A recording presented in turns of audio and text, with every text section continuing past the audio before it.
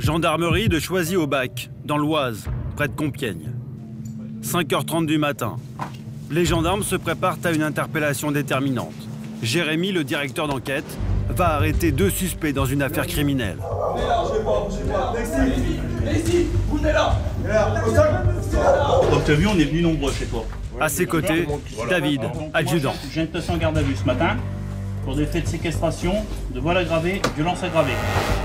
Un multirécidiviste poursuivi pour avoir maltraité des personnes vulnérables. Vous pensez qu'il est dangereux? Pour moi, oui. Pour moi, oui. Franchement, je l'évite parce que j'ai 2 enfants et... Oui, il ramène, pour vous, il ramène pas du beau monde à la maison. Non. Pas peur, hein? Il donne des coups. Il donne des coups à qui? Des victimes qui font douter les gendarmes. Je lui ai demandé si tout allait bien. Elle me dit ça va. Elle m'a pas regardé en me faisant comprendre qu'elle était en danger. Des habitués des Restos du Cœur attaqués. Puis ouais, c'est pareil, c'est Resto du Cœur aussi. Une deuxième victime, j'ai pas ce qu'on va te dire. C'est ça. Calme-toi, calme-toi. Tu m'entends? Une affaire complexe, à peine croyable. Une enquête à rebondissement. Vas-y, crache. Mais les gendarmes arriveront-ils à trouver la vérité? Tu m'écoutes? Wow. Hey.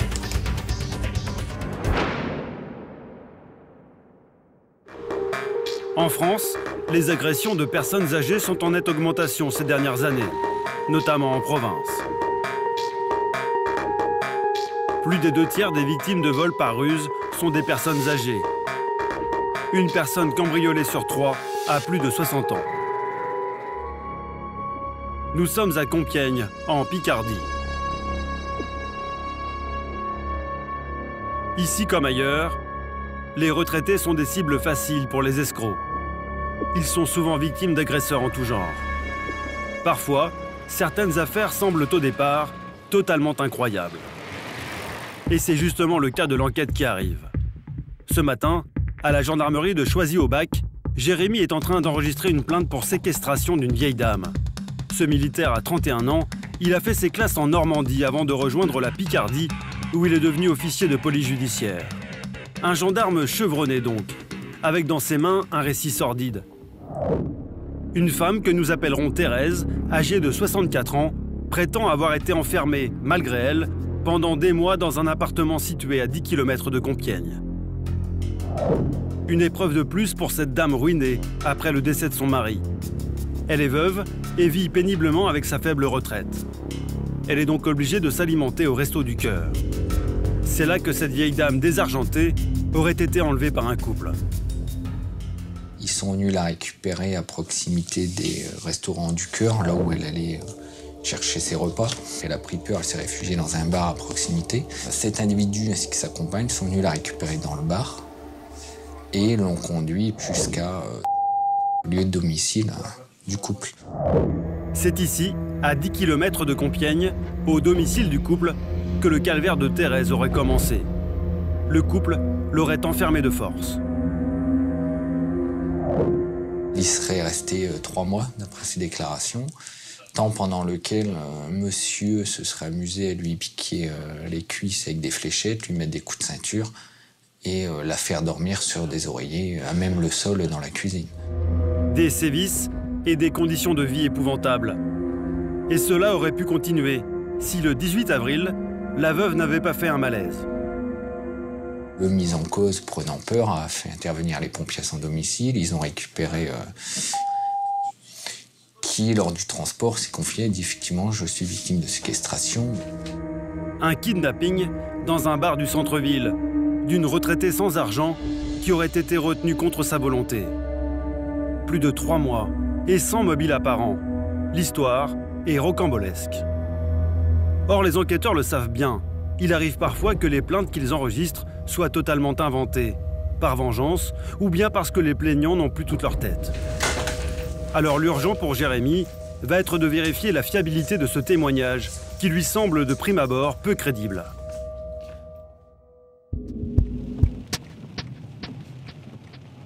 Ce matin, Jérémy et David, le chef de la cellule judiciaire, vont interroger la plaignante. Thérèse a été placée dans une maison de retraite depuis son agression présumée. Les enquêteurs ont absolument besoin de savoir si la personne âgée est crédible ou non.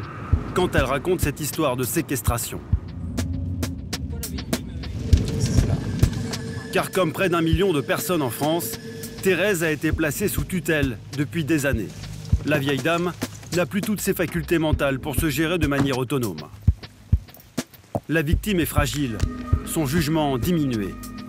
Elle doit donc être examinée par un expert psychiatre, car il se pourrait bien qu'elle ait imaginé toute cette histoire et qu'elle l'ait prise au sérieux.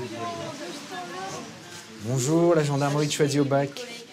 Ici, plusieurs personnes âgées ont été victimes d'agressions. J'ai été cambriolée, hein. C'est pour ça que je suis venue ici. Tu es en sécurité? J'avais la trouille. L'expert psychiatre a du retard. Les 2 gendarmes en profitent pour rendre visite à Thérèse dans sa chambre et la préparer en douceur à l'entretien qui va suivre. Bonjour madame.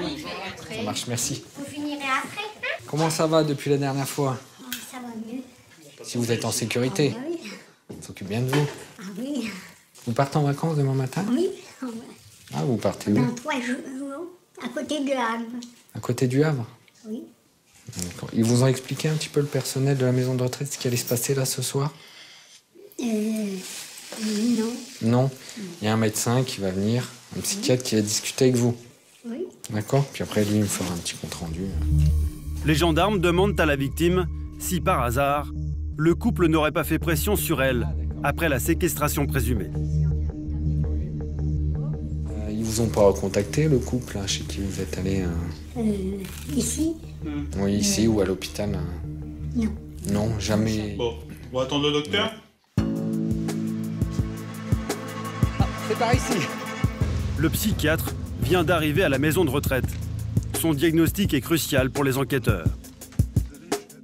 Seul un expert peut évaluer l'état mental de la victime, estimer si la femme a inventé ou non son agression. Vous voulez vous entretenir avec madame? On vous laisse les lieux.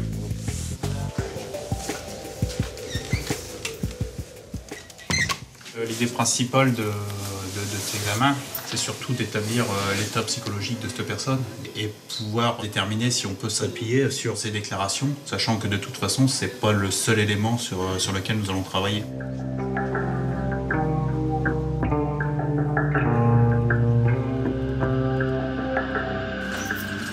Ça s'est bien passé?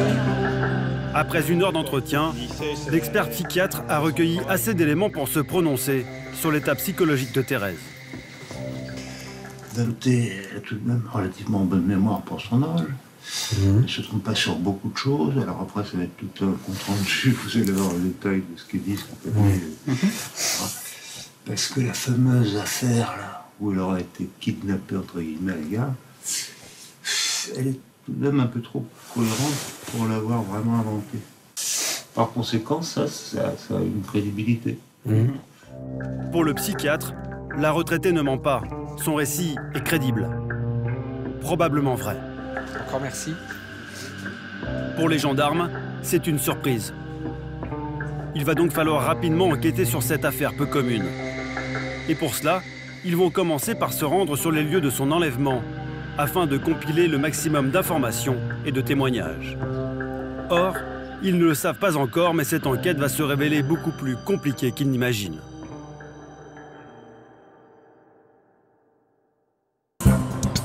Le lendemain matin, les gendarmes se rendent donc à l'endroit où, selon Thérèse, tout a commencé. C'est au niveau de la gare, hein, bien sûr. Ah ouais, c'est juste devant. David et Jérémy cherchent des preuves, des témoins, là où Thérèse dit avoir tenté de fuir son couple de tortionnaires.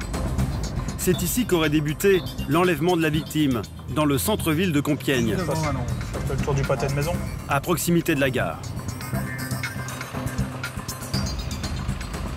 Ah, il y a du monde. À 2 pas de cette place, le camion des Restos du Cœur s'installe 3 fois par semaine pendant l'hiver. Et c'est ici que Thérèse venait régulièrement s'approvisionner. Parce que pour moi, il se pose là où il y a le bus. Ouais. Tu sais, regarde là, on repart en foncement. Voilà. C'est là. Oh, après, ça gêne la circulation. Ouais, Puis il me disait que c'était long des quais. donc, ouais, bon, on est là, en plein dedans, quoi. C'est là que Thérèse aurait tenté de filer à l'anglaise, de se débarrasser, dit-elle, de ce couple qui allait la maltraiter. La vieille dame affirme que toute tremblante, elle se serait réfugiée dans ce bar, sans un sou. Mais qui pourrait se souvenir d'une dame de 64 ans dans cet établissement très fréquenté?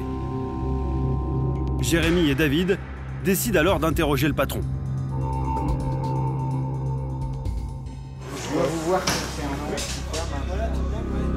Ils ignorent alors que non seulement le patron se souvient de ce jour-là, mais qu'il va leur raconter une histoire bien différente de celle de la victime. Je me rappelle simplement de cette journée-là parce que j'ai offert son repas. Je offre un repas tous les jours. D'accord. Simplement. Et depuis ce jour-là, je l'ai plus revu. Et cette dame-là venait régulièrement? Régulièrement. Régulièrement, donc... Vous la connaissiez? Oui. Ouais. Voilà. On l'audition. D'accord. Selon le patron, la femme ne se sentait pas bien. Elle était toute tremblante, je pensais qu'elle était surdosée parce que j'ai des gens qui avaient des médicaments, machin. D'accord. Bon, peut-être fringale, j'ai donné à manger. Mm-hmm. Et puis, il y a des gens, un couple sont venus le chercher. Et ils donnaient déjà l'impression de se connaître ou pas? Se connaître, oui. Jusqu'ici, le témoignage du patron du bar confirme les dires de Thérèse. Mais un détail va de nouveau faire douter les enquêteurs. L'attitude du couple d'agresseurs présumés. Pas d'agressivité, on s'est levé et parti avec eux. D'accord, directement, sans faire de foin ou pas d'esclandre. Ainsi, selon le gérant, Thérèse, sans 1 euro en poche, n'aurait pas été enlevée de force. Elle aurait suivi bien tranquillement les présumés tortionnaires, tout le contraire de ce que prétend la victime. Le patron se serait-il laissé berner par l'apparente décontraction du couple? Ou bien la retraitée aurait-elle menti, contrairement à ce que pense le psychiatre qui l'a examiné? Bah écoutez, merci, et puis à une prochaine. Au revoir. Les enquêteurs se sentent un peu perdus, et vous allez voir qu'ils ne sont pas au bout de leur peine. Les heures qui suivent vont encore un peu plus semer le trouble dans l'esprit des gendarmes.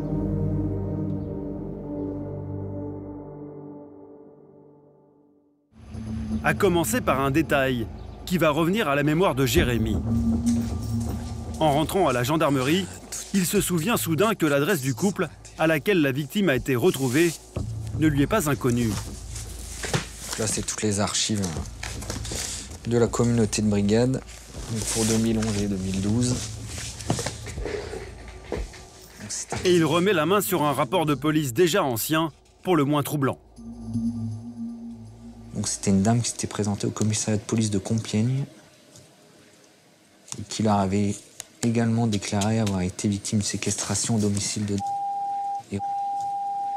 Donc c'est les mêmes individus mis en cause. Seulement voilà, il y a un problème. Comme le prouve ce document, l'affaire a été classée sans suite, notamment parce que la plaignante, soi-disant séquestrée, était victime d'un délire de persécution. Son témoignage est donc inexploitable. L'aurait-on classé trop précipitamment? Jérémy se recentre sur l'histoire de Thérèse. Il va demander au gendarme qui a enregistré sa plainte s'il n'a rien remarqué au moment de la déposition de la retraitée. Et son collègue, au détour de la conversation, va lui donner une information à laquelle notre enquêteur ne s'attend nullement. Tu te souviens la petite dame là, qui s'était présentée à l'accueil, qui disait avoir été victime de séquestration? Elle, je l'ai entendue après une audition assez longue, ouais, elle m'a expliqué pas mal de choses. Tu veux savoir quoi exactement? En invitant son collègue dans son bureau, Jérémy apprend un détail qui va le laisser perplexe. Le gendarme qui a reçu Thérèse lors de son dépôt de plainte se souvient qu'il avait déjà rencontré une fois la retraitée. C'était justement au domicile du couple qu'elle accuse de l'avoir séquestrée. Il s'était alors déplacé pour mettre un terme à un tapage nocturne au domicile du couple. Et, dit-il, Thérèse était là, avec eux. Seulement voilà, rien dans son attitude n'a laissé penser aux gendarmes, à l'époque, que Thérèse pouvait être séquestrée. J'avais été appelé lors d'un tapage. Que Et j'étais surpris de voir qu'il y avait une personne assez âgée avec lui. Ouais. Et j'ai cru au départ que c'était quelqu'un de la famille. Toi, tu l'avais vu? Moi, je l'ai vu. Ah d'accord. Ouais. Et j'en ai pas fait plus de cas que ça. Bon, ça sentait pas forcément très très bon dans l'habitation, donc on n'est pas rentré. J'ai relevé le tapage par contre. Hein.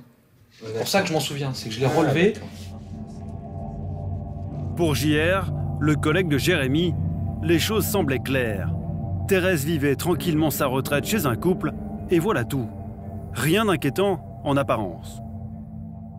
Je lui ai demandé si elle avait été témoin de violence ou autre. Elle me dit non, j'ai pas été témoin de violence de quoi que ce soit. Je lui ai demandé si tout allait bien. Elle me dit ça va. Elle m'a pas regardé en me faisant comprendre qu'elle était en danger, qu'il y avait quoi que ce soit. Moi, je l'ai pas ressenti. Autrement, je lui aurais demandé de venir, puis on en aurait discuté. Pour moi, tout allait bien. Hein. Pour moi, ils étaient ensemble, tous les trois, voilà, des amis ou faisaient partie de la famille. En clair, selon JR, le gendarme qui vient de tout raconter à Jérémy, la vieille dame était apparemment consentante pour vivre chez le couple. Un couple qui semblait la considérer comme une amie de la famille. Mais peut-être la tranquillité de la victime était-elle feinte. Pour y voir plus clair, Jérémy récapitule les éléments dont il dispose. D'abord le témoignage du patron de bar qui pense que la vieille dame n'a pas été enlevée. Ensuite, une plainte étrangement similaire d'une femme qui accusait le couple de séquestration. Plainte classée sans suite parce que la femme a été déclarée folle. Enfin, le souvenir d'un gendarme qui se rappelle Thérèse vivant chez ces deux personnes et qui ne semblait absolument pas en danger. Le dossier est troublant, mais il est faible. Jérémy n'a pas assez de preuves pour interpeller le couple. Il risque de devoir classer le dossier sans suite. Il est alors à 1000 lieues de se douter qu'un événement imprévu va relancer toute l'affaire. Quelques jours plus tard, à la gendarmerie de Choisy-au-Bac, les enquêteurs viennent de recevoir un signalement déterminant pour l'affaire en cours. Jérémy ? Ton bureau ? Dis, je viens d'avoir le capitaine, là. Il m'a donné un transmis. Un transmis, c'est une demande d'enquête du parquet à la gendarmerie. Une bénévole des Restos du Cœur aurait signalé à la justice un autre cas de séquestration. Dedans, on parle de fait de séquestration, c'est pour ça que je pense à toi que je te le ramène. Et puis ouais, c'est pareil, c'est Restos du Cœur aussi. C'est au même endroit, hein. Ouais, c'est ça, camion de c'est la même chose en fait. Ça, une deuxième victime, j'ai pas ce qu'on envie de te dire. C'est ça, C'est donc le même couple qui est accusé. Le couple chez qui Thérèse, la première victime, affirme depuis le début avoir été maltraitée. Ce témoignage bouscule radicalement la donne. D'abord, il est maintenant quasi certain que Thérèse, la première victime, disait vrai. Ensuite, le couple n'aurait pas agressé une, mais deux personnes vulnérables. Voire trois, si l'on inclut la première victime qui avait été déclarée folle et dont on ne peut exploiter le témoignage. L'affaire vient donc de prendre une toute autre tournure. Les enquêteurs commencent à se demander s'ils n'ont pas affaire à un couple diabolique qui séquestrerait en série des femmes vulnérables. Jérémy doit s'absenter. Il transmet la responsabilité de l'enquête à David qui connaît bien le dossier, lui-même épaulé par un nouveau coéquipier, Mathieu. On continue ton dossier, tu me le laisseras. Et puis je brancherai Mathieu là-dessus et puis on... T'es au courant plus de... Ouais, non, puis tu reprendras quand tu rentreras tranquillement, quoi. D'accord ? Hop. Et reviens vite, hein, de vacances.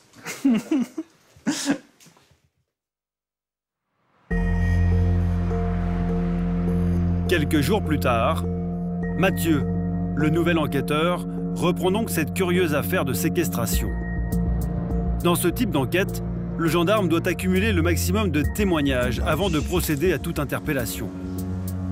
Non seulement parce qu'il faut avoir confirmation des faits, mais aussi parce que, pour les enquêteurs, il faut avoir des billes avant d'interroger un suspect. Autrement dit, il est déterminant d'avoir un dossier étayé. Aujourd'hui, Mathieu auditionne d'abord la femme à l'origine du dernier signalement. C'est une bénévole des Restos du Cœur. Monsieur, bonjour. Si cette femme a spontanément alerté la justice, c'est qu'elle a assisté à une scène édifiante qui, vous allez le voir, va confirmer les enquêteurs dans l'idée qu'ils auraient bien affaire à un couple maléfique. C'est à cette bénévole des Restos du Cœur qu'une femme de 38 ans s'est confiée.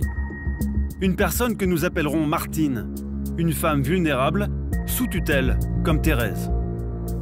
J'ai fait connaissance de Madame. Oui. Dans le cadre du bénévolat que je fais au Camion du Cœur à Compiègne. La distribution des repas avait commencé. Elle s'est présentée sous le Barnum. Moi, je l'ai invitée à aller s'asseoir. Il n'y avait plus de place, sauf à une table où il y avait le monsieur qui se nomme et sa femme.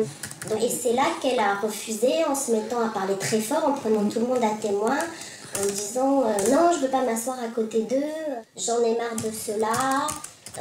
Ce matin, ils sont encore venus chez moi pour me réclamer l'argent que je reçois de ma tutrice.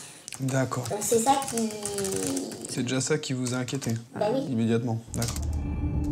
Comme dans la plainte de Thérèse, la première victime, le couple soutirerait de l'argent à Martine en la menaçant physiquement.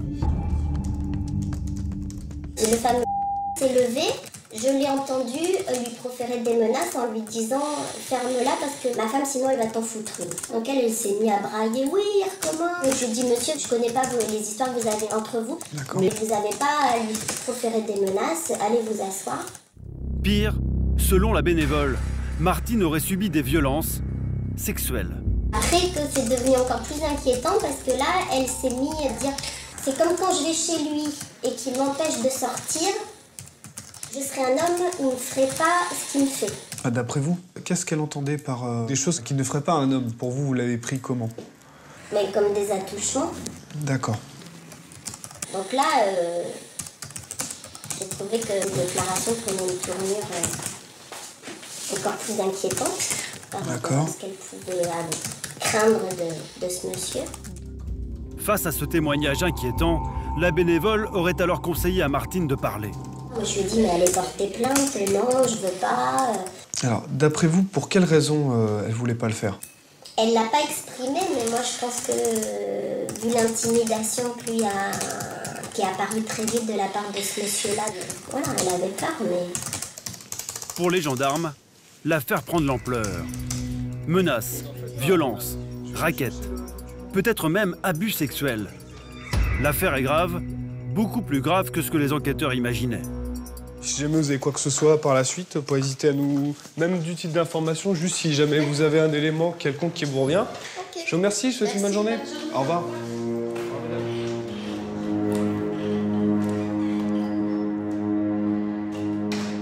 À ce stade de l'enquête, les gendarmes se retrouvent donc avec au moins 2 victimes présumées. Thérèse, 64 ans, et Martine, 38 ans. 2 profils étrangement similaires malgré la différence d'âge. Des femmes vulnérables, placées sous tutelle ou sous curatelle. Du jamais vu dans cette brigade. C'est exceptionnel. En niveau brigade, c'est exceptionnel. Maintenant, avec des gens psychologiquement faibles, on peut s'attendre à tout et n'importe quoi. Mais des faits de séquestration, non, on n'a pas à notre connaissance. C'est parfait, je vais noter ça. Mercredi 10h. Mercredi 10h, donc les 2 auditions.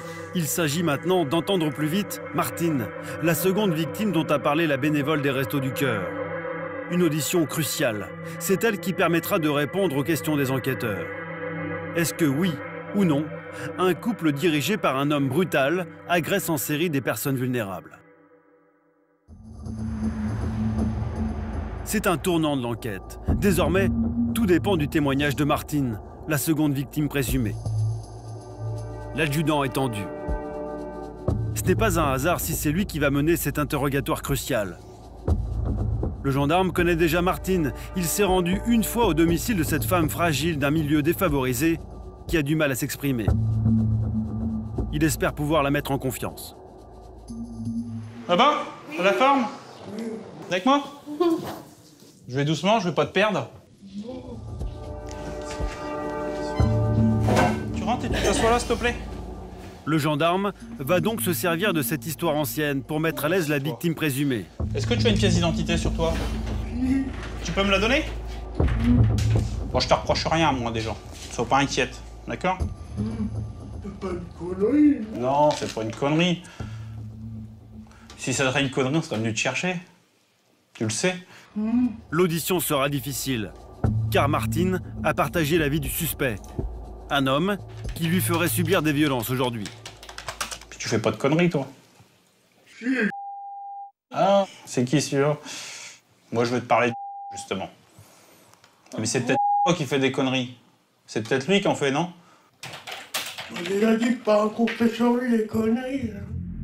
Avant de témoigner, Martine dit avoir reçu des menaces. Hier, j'étais chez lui, il m'a dit je le saurais. Il savait que tu venais ici Bah oui, j'étais chez lui. Il était énervé. Qu'est-ce que tu faisais chez lui? J'ai dormi une nuit. T'as dormi chez lui? Oui. T'as dormi où chez Dans la cuisine. On met des coussins, des machins. Par terre. Des coussins par terre. Le détail n'est pas anodin. Il est immédiatement relevé par l'enquêteur. Car souvenez-vous, Thérèse, la première victime, dit aussi avoir dormi sur des coussins par terre dans la cuisine. Une curieuse similitude, et ce n'est pas la seule. Et toi, c'est déjà arrivé que tu sois enfermé dans l'appartement?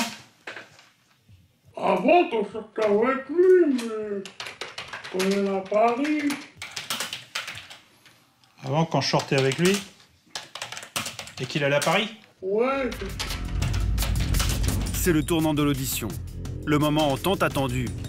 Le gendarme espère un deuxième témoignage qui prouve la séquestration. Quand il allait à Paris, toi, tu étais dans l'appartement fermé à clé et t'avais pas les clés, tu pouvais pas sortir. C'est bien ça? Quand il allait à Paris, puis tu me dis qu'il te laissait dans l'appartement, il fermait à clé, il partait avec les clés. Je crois oui. Tu pouvais pas sortir, toi? Je m'en rappelle plus, mais... Et tu dis, il m'enfermait quand il allait à Paris? Ouais. Tu pouvais pas sortir alors, si c'est fermé à clé? Si tu me dis que t'es au 5e étage, tu vas pas sortir par la fenêtre? Non. T'étais enfermé. Mais brusquement, tout s'effondre. Martine fait machine arrière. Si, quand il essaie de doubler clé, on le promet le chien. Ah, c'est plus pareil. Martine avait-elle oublié ce détail? Ou revient-elle sur ce qu'elle vient de dire par peur des représailles? Pour l'adjudant, les accusations de séquestration disparaissent. Celles de vol également. Pour les sous, là... Hein? Madame, elle voulait l'argent, même pas compris, là. L'audition de Martine est décevante. Pas de quoi établir une séquestration pour vol. David tente donc une nouvelle stratégie. Il lui soumet sa propre analyse, espérant la faire parler. Moi, je crois... Alors, écoute bien. Moi, ce que je crois, c'est qu'il fait venir des gens chez lui, là. Il leur pique leur argent, puis après, il leur dit de dégager. T'en penses quoi, toi? Est-ce que c'est idiot, ce que je dis? Non, c'est vrai. C'est peut-être vrai, ça, hein? Je crois que c'est ce qu'il fait, moi. Est-ce que c'est bien? Non. Si c'est pas bien, faut que ça continue ou pas? Arrête. Ben voilà, ben le but, il va être là. Faut qu'il arrête ses conneries. Toi, moins tu lui en parleras de ça, mieux tu te porteras, parce qu'il va se faire quoi? Il va se mettre en colère. Et puis qu'est-ce qu'il se fait quand il est en colère? Il fait quoi quand il est en gueulère? Ouais, et il fait quoi quand il est énervé? Le gendarme s'accroche à un dernier détail, la violence présumée du suspect. Vas-y, dis-moi. N'aie pas peur, hein. Il donne des coups. Il donne des coups à qui? Pas moi, je le prends pas. Ouais. Mais quand il est énervé, il rigole pas. Tu sais faire des autographes? Je vais te faire relire tout ça. Tu sais lire? Si, c'est lire. Ouais, ok. L'adjudant est déçu. Il ne peut pas étoffer son dossier. Je te raccompagne? À gauche. À gauche, l'autre gauche. Retour à la case départ pour David. Les gendarmes ne pourront pas se servir du témoignage de Martine. Par peur ou par sincérité, elle épargne son ex-compagnon. Et comme dans le cas de la troisième victime, celle qui a été déclarée folle, impossible de poursuivre le couple pour des maltraitances en série. Désormais, il n'y a donc plus qu'une seule victime présumée, Thérèse. Elle dit qu'elle est victime de rien, quoi, mais elle relate d'autres faits. Comme par hasard, lui, il est venu la voir hier. Il est au courant. Il est au courant. Donc, il prépare le terrain, il est venu la voir hier. Donc, il faudra le prendre en compte quand on l'aura, quoi. Les gendarmes sont dans l'impasse. Si le couple est placé en garde à vue, il risque de sortir libre, faute de preuves. Si lui est prêt pour sa garde à vue, je préfère que nous, on soit prêts aussi. Le gendarme va donc devoir relancer l'enquête et trouver d'autres témoignages pour muscler son dossier. Pour cela, les enquêteurs vont s'intéresser d'un peu plus près au profil du suspect et de sa compagne. On va voir s'il a des antécédents, quelque chose. D'accord. Le couple a-t-il un passé judiciaire? Pour le savoir, les enquêteurs vont se servir d'un outil capital dans toute enquête. Donc on va aller voir au otage, voir un peu ce qu'il a. Et puis on verra aussi la conjointe. Le TAJ, c'est le fichier de traitement des antécédents judiciaires. Il croise depuis quelques mois les informations de la police et de la gendarmerie concernant les personnes mises en cause. Un outil informatique qui va s'avérer très instructif, le suspect étant déjà inscrit dans le fichier. Vol, violence, vol simple, vol effraction, agression sexuelle, exhibition sexuelle, agression sexuelle, incendie volontaire, harcèlement sexuel, violence aggravée, filouterie de taxi, vol radin à l'étalage, vol. Ouais, donc il est vraiment bien connu. Ouais, on parle pas police, gendarmerie. Bon, maintenant il a été mis en cause, on ne sait pas s'il y a des condamnations. Désormais, les gendarmes ont mis un visage sur un nom. Un multirécidiviste qui pourrait correspondre aux violences dont on l'accuse. Psychologiquement, il est relativement instable. Et puis là, nous, on découvre une facette qu'on ne lui connaissait pas, la violence, quoi. La violence et puis les infractions à caractère sexuel. Alors, quand on parle de séquestration, on peut craindre le pire, quoi. La compagne du suspect est également connue du fichier pour un vol à l'étalage. Le passé judiciaire du couple n'est pas anodin, mais il est loin d'être suffisant pour prouver qu'ils sont coupables de quoi que ce soit. Les preuves de leur implication éventuelle manquent toujours cruellement, pour le moment. Choisi au bac, dans l'Oise, ce matin-là. Ça va, Jérémy? Ça va, Mathieu? Ça va. Allez, retour de vacances? Bah ouais, ça y est. Après quelques jours de congé, Jérémy se replonge au cœur de l'enquête. Il décide d'explorer la vie privée du couple. Et cela commence par une simple enquête de voisinage. Que savent leurs voisins? Afin de mieux connaître l'intimité du couple, les enquêteurs convoquent le gardien de l'immeuble. Bonjour, vous me suivez? Comment allez-vous? Et ils ne le savent pas encore, mais c'est cette audition qui va relancer l'enquête. C'est où? Donc depuis combien de temps êtes-vous gardien là-bas? 22 ans. Est-ce que vous savez depuis combien de temps monsieur était à... Peut-être 5 ans, à peu près. D'accord. Combien de personnes vivent chez monsieur? Tant que ça. Dans un magasin. Le gardien de l'immeuble énumère alors une étrange liste de résidents hébergés par le couple.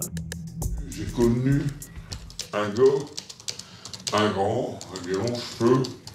Bon, lui, il y a eu des problèmes parce que, soi-disant, il était un pédophile. Bon. Il y a eu une femme, une grande aussi. Alors là, elle marchait avec des grandes bottes, on avait une sorcière, elle avait des longs cheveux noirs, tout. Après, il y a eu là, au mois de février, une petite vieille. Au mois de février, là? Ouais, février, quelque chose comme ça, ouais. D'accord. Quel âge vous l'auriez donné? Oh, sa figure, j'aurais bien donné plus de 60 ans. Une dame de 60 ans, Mathieu fait immédiatement le rapprochement avec Thérèse, 64 ans, la première victime présumée de l'enquête. Pour quelle raison pensez-vous qu'il y a autant de passages? Pour moi, personnellement, ça correspond à un profit. Quand vous dites un profit, donc un profit c'est de l'argent, c'est ce que vous pensez qu'il obtient des faveurs sexuelles? Moi, pour moi, personnellement, ça se fait de l'argent. D'accord. Voilà. Des soupçons d'escroquerie. Pour les gendarmes, c'est un point intéressant qui correspond aux plaintes enregistrées. Reste le plus grave, les violences qu'auraient subies les femmes dans l'entourage du suspect. Comment elles sont traitées? Comment elles vivent avec lui? Déjà, sa copine, bon, je vois qu'elle a une crainte sur lui. Je vois aussi qu'elle... Ah oui, bah, une fois, il a foutu une volée, alors, une fois, j'ai dit, tata, qu'est-ce qui s'est passé? Il dit, tu vois, il m'a tapé dessus. Hein? Vous pensez qu'il est dangereux? Au moins, oui. Au moins, oui. Le témoin a décrit un homme très brutal. Il a aussi, et surtout, confirmé la présence de Thérèse, une des victimes, sous le toit du couple durant plusieurs mois. Je vous accompagne aussi. Il y a quoi que ce soit qui pourrait être important. Voilà. Mais je vous dis, l'important, c'est de ne pas éveiller les soupçons, non. Les gendarmes demandent aux gardiens de se taire. Ils ne veulent surtout pas alerter le suspect. D'autant qu'ils ont l'intention de se rendre sur place dès le lendemain pour recueillir de nouveaux témoignages.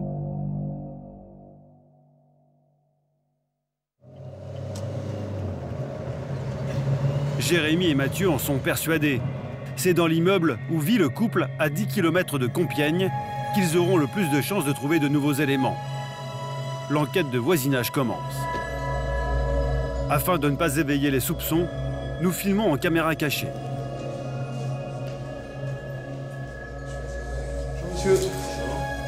Cet homme habite juste en dessous de l'appartement du couple d'agresseurs présumés. Et voici ce qu'il déclare. Il y a toujours des cris. Des cris de... C'est lui qui crie. Lui, on entend sa grosse voix, oui. Sa femme, de temps en temps. Ça fait 5-6 ans que je vis ici. Ça fait 5-6 ans que je vis avec le bruit du dessus. Donc, mon ancien voisin du dessous, il a déménagé parce qu'il l'entendait. Alors, vous imaginez ce que moi j'endure depuis 6 ans, si lui, il arrive à l'entendre. Des cris entendus dans l'appartement des suspects par les voisins. Les gendarmes intrigués vont interroger maintenant la voisine de palier, une jeune mère de famille. Bonjour madame, la gendarmerie de Choisy-au-Bac. Oui. Est-ce qu'on peut vous voir 2 petites minutes? Oui. On peut rentrer? Oui. Merci pour une enquête de voisinage. Jérémy et Mathieu veulent à présent avoir une confirmation de la présence de Thérèse, la première victime au domicile du couple. Est-ce que, entre février et avril de cette année, vous l'avez rencontrée dans le couloir ou à l'extérieur en présence d'une personne âgée? Je sais qu'il y a une période où il y avait une vieille dame, effectivement, qui était avec eux. Tout le temps avec eux? Jamais seule? Non, j'ai jamais vu seule. Après, moi, il y a eu tellement de monde ici. La voisine confirme la déposition du gardien d'immeuble. Thérèse, la retraitée de 64 ans, a bien vécu ici. Quand vous dites qu'il ramène beaucoup de monde... je sais qu'il y a eu pas mal... pendant un temps, il y avait une dame qui me faisait très peur, qui était très bizarre. Qui avait peut-être, je peux pas vous dire l'âge, mais 45 ans, des cheveux très longs noirs. Des bottes. Ouais, et qui parlait tout le temps, elle me faisait peur en fait. Mais j'ai appris qu'il avait ramené une fois un monsieur qui sortait de prison, qui était pédophile. Donc il nous avait ramené là. C'est pour ça que je vous dis, quand je le vois, franchement, je l'évite parce que j'ai 2 enfants et... pour vous, il ramène pas du beau monde à la maison. Non. Des cris en permanence, d'étranges individus, la présence confirmée de la victime sur place. Ces témoignages vont tous dans le même sens. Ici vit bien un couple, déjà connu des services de police, qui aurait très bien pu séquestrer une vieille dame et la maltraiter. Les enquêteurs en savent suffisamment pour passer à la vitesse supérieure. Là maintenant, on est arrivé au bout de nos investigations. Et, la prochaine étape, c'est la garde à vue et donc, par conséquent, l'interpellation d'une mise en cause. L'enquête aura duré 3 mois. 3 mois pour recueillir les témoignages et justifier une interpellation et une perquisition. Les gendarmes ne le savent pas encore, mais cette perquisition va s'avérer encore plus fructueuse qu'ils ne l'imaginaient. Quelques jours plus tard, les gendarmes sont sur le pied de guerre. Comme l'arrestation du suspect risque d'être mouvementée, ils ont demandé le renfort d'une brigade d'élite, le PSIG, le peloton d'intervention de la gendarmerie. Des hommes habitués aux situations dangereuses et délicates qui seront en première ligne afin d'éviter tout dérapage. Lors du briefing, les enquêteurs transmettent à leurs collègues chargés de l'intervention les détails nécessaires pour l'interpellation. Dans l'habitation, dans l'appartement, il y aura qui? Il y aura le couple et il y a des animaux. D'accord. Un chien, sûr, et éventuellement un ou plusieurs chats. Donc, les chats, ça devrait aller. Allez, à tout à l'heure. Tout est désormais fin prêt.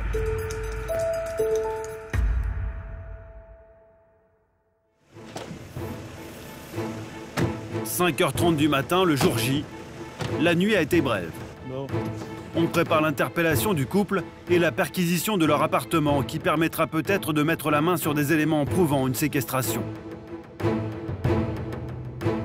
Et c'est parti. «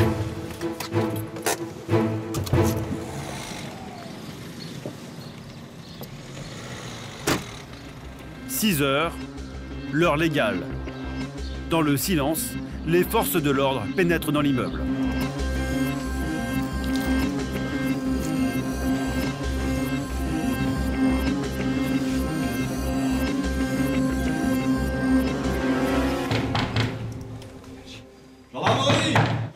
Gendarmerie, entrez, monsieur! Afin d'éviter que le chien ne les attaque, les hommes de l'unité spéciale de la gendarmerie sont équipés d'un taser, un pistolet à impulsion électrique. Les méchants chiens, vous l'isolez votre chien! Fais gaffe au chien. Bougez pas, venez ici! Venez ici, vous venez là! Le chien est rapidement mis à l'écart.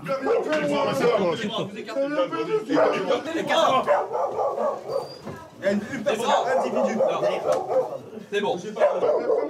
Vous êtes madame? Vous appelez comment? Moi je voulais te voir. Oui, c'est ça. Non mais on va en discuter. Calmez-vous. Le suspect interpellé au saut du lit ne comprend visiblement pas ce qui se passe. David lui notifie ses droits. Bon, comme tu as vu, on est venus nombreux chez toi. Ouais, mais je demande ce qui se passe. Alors, donc moi je viens de te placer en garde à vue ce matin pour des faits de séquestration, de vol aggravé, violence aggravée. D'accord? Donc tu es placé en garde à vue pour 24 heures. Ça peut être renouvelé pendant 24 heures. Moi j'ai un dossier, j'ai besoin que tu t'expliques. Toi, dans le cadre de ta garde à vue, tu as le droit de demander à voir un médecin? On va là à côté. Tu veux voir un docteur ou pas? Oui. Oui. Avant de s'entretenir avec la suspecte, Jérémy découvre la cuisine. La pièce n'a visiblement pas été nettoyée depuis des semaines. La vaisselle s'entasse, les murs sont sales. Par terre, il y a des excréments d'animaux. Mais ce n'est pas la saleté de la pièce qui intéresse Jérémy. Donc là, je prends un peu des photos pour matérialiser la scène d'infraction, puisque apparemment notre victime disait dormir dans la cuisine à même le sol. Thérèse, 64 ans, aurait donc dormi ici, entre la litière et les déjections animales. Le gendarme fait venir la suspecte. Vous êtes placé également en garde à vue pour des faits de séquestration, violence aggravée et vol. Sur quoi? On en reviendra dans le détail à la brigade. Est-ce que vous prenez un traitement médical? Moi, il n'y a que du Céresta. De toute façon, on va vous faire examiner par un médecin également. Oui. Ça Non, c'est prévu. Nous, on va le faire d'office. La compagne du suspect est sous traitement anxiolytique. Elle sera examinée par un médecin. Son compagnon aussi. Les enquêteurs doivent être sûrs qu'ils sont en état de subir 24 heures de garde à vue. Attention, donc ça. Ouais, bah, c'est la grande, là. Viens. T'en as combien de chats comme ça? J'en ai 13. 13 chats? Non, 10. Pardon. 10? Il y en a 4 au-dessus là, qui me surveillent. Oui. Il y en a combien là-dedans? Il y en a au moins 5 qui vous surveillent et il y en a un qui est caché là. 10 chats dans un appartement exigu. Une odeur fétide règne dans les pièces. Vous ouvrez pas un peu les fenêtres de temps en temps? Mais on fait attention qu'ils ne tombent pas par terre. Ah oui, oui. Pour la sécurité? Je comprends, c'est une question de sécurité, oui, tout à fait. Pour les chats. Dans le salon, les gendarmes découvrent une pièce à conviction importante. C'est déjà qu'il y a un jeu de fléchettes sur le mur. Un jeu de fléchettes. Cela pourrait confirmer la déposition de Thérèse. La retraitée avait affirmé que l'homme lui enfonçait des fléchettes dans les cuisses.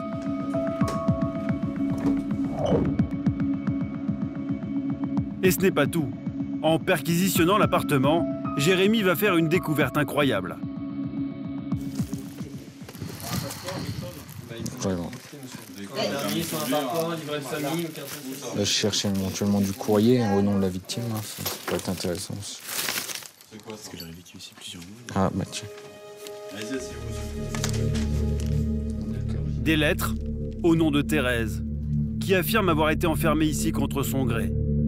Pour la première fois, le sous-officier vient de mettre la main sur une preuve matérielle de la présence de la victime au domicile du couple. Enfin, en inspectant l'appartement dans le détail, les enquêteurs tombent sur d'autres indices qui révèlent la brutalité du suspect. C'est quoi tous ces trous dans la porte là? C'est quoi tout ça là? C'est pas le voisin, c'est pas les voisins ça? Qu'est-ce qui t'arrive? Ah mais il y a longtemps ça, c'est il y a un an et demi. Qu'est-ce qui t'est arrivé? Pourquoi t'as fait ça? T'as pété un fusible? Bah dis donc là, c'est pareil, c'était quoi ce bordel là? La porte là? Ah, ça, c'est... Ah ouais, c'est... T'as fait quoi avec ça? T'as tout défoncé? Ça t'arrive souvent de t'énerver comme ça? Ça arrive. Ouais, ça arrive, je crois.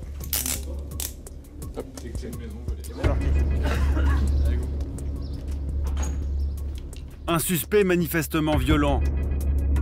Un jeu de fléchettes comme celui qu'a décrit Thérèse. Du courrier adressé à son nom, les pièces à conviction s'accumulent. Les gendarmes emmènent le couple séparément pour qu'ils ne communiquent pas. Sa compagne quitte l'appartement encadré par une seconde équipe. Pour Jérémy, la pression retombe. La perquisition lui a fourni des éléments inespérés. 100 000.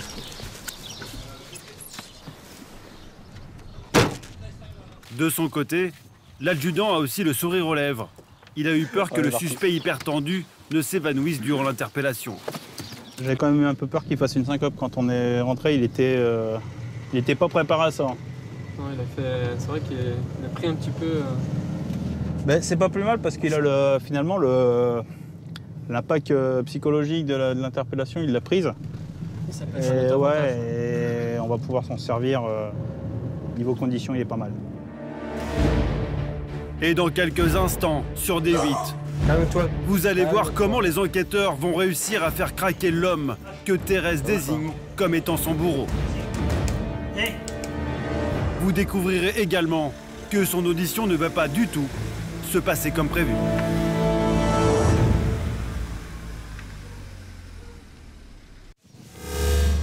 Pour Jérémy, la pression retombe. La perquisition lui a fourni des éléments inespérés. 100 000. De son côté, l'adjudant a aussi le sourire aux lèvres. Il a eu peur que le suspect hyper tendu ne s'évanouisse durant l'interpellation. J'ai quand même eu un peu peur qu'il fasse une syncope. Quand on est rentré, il était pas préparé à ça. Non, c'est vrai qu'il a pris un petit peu... Ben, c'est pas plus mal parce qu'il a finalement l'impact psychologique de l'interpellation, il l'a prise. Et on va pouvoir s'en servir. Niveau conditions, il est pas mal. Le temps est compté. Comme l'exige la loi, David téléphone à l'avocat commis d'office. L'audition ne peut commencer qu'en sa présence. Oui, bonjour, la brigade de Choisy-au-Bac. Je suis bien sur le portable de l'avocat de permanence. Le suspect est encore choqué. L'adjudant tente de le mettre en confiance. T'inquiète pas. Bon. Mais non, on va pas te frapper. Toi, tu vas pas nous frapper non plus? Non? Bah, on va te détacher. D'accord? On va partir en bonne condition. La suspecte, elle, a refusé l'assistance d'un avocat. Elle ne semble pas réaliser la gravité de la situation. On va juste faire les empreintes et les photos, comme ça ce sera fait. D'accord? Tu vas te mettre là, face à moi. Le dos contre le mur, face à moi. Oui. Hop, tu me regardes, les bras le long du corps. Les photos. Moi qui ne pas ça. Oh, bah. C'est bon pour les photos. Comme le veut la procédure, Jérémy prend ses empreintes digitales et réalise un prélèvement ADN. Une obligation dans les affaires criminelles. Or, la séquestration est considérée comme un crime, aux yeux de la loi. Vas-y, ferme la bouche. De son côté, avant son audition, l'homme est pris de curieux tremblements. On ça fait que je suis... T'es quoi? Tremblant comme ça? Je sais pas. T'as peut-être des choses à te reprocher? Comment? T'as peut-être des choses à te reprocher? Bah, certains trucs, bon, je n'ai pas peur de dire, voilà, il y a certains trucs. Quand si je l'ai fait, parce que c'est qu'il y avait, bon... En parlant poliment, c'est qu'il y avait des raisons. D'accord. Mais bon, voilà, parce que bon, cette dame-là, quand vous... Voilà. C'est une chose, il y a peut-être d'autres choses. Hein. Maintenant, on va en parler tranquillement tout à l'heure, mais je vais attendre que l'avocat soit là. Tu as demandé à ce qu'il y ait un avocat, on va attendre que l'avocat soit là. Et puis on en parlera quand il sera là, d'accord? Contre toute attente, le suspect à qui on ne demande rien se lance alors dans un début d'explication sur une éventuelle séquestration. Mais par contre, c'est vrai que bon, les trucs que vous avez... quand je partais en course, c'est vrai qu'on fermait la porte. Bon, pour éviter aussi, voilà. David et son collègue écoutent attentivement, mais ils ne peuvent pas enregistrer la moindre déclaration. Pour le moment. Non, bah écoute, voilà. on en parlera tout à l'heure. On va attendre que ton avocat soit là, parce qu'on va pas... On a demandé à ce qu'il vienne. On va pas t'interroger avant qu'il soit là. Les gendarmes ne veulent prendre aucun risque avec le suspect, qui souffre de troubles de l'anxiété.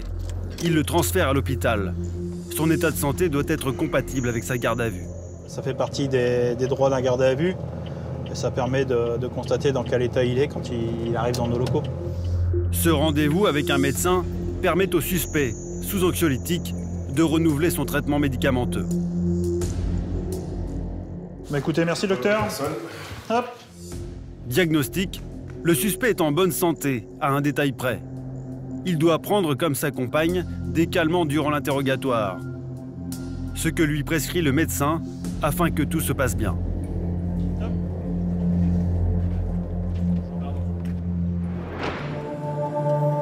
Jérémy et son collègue emmènent à leur tour la suspecte à l'hôpital. On n'est pas venu vous chercher par hasard ce matin.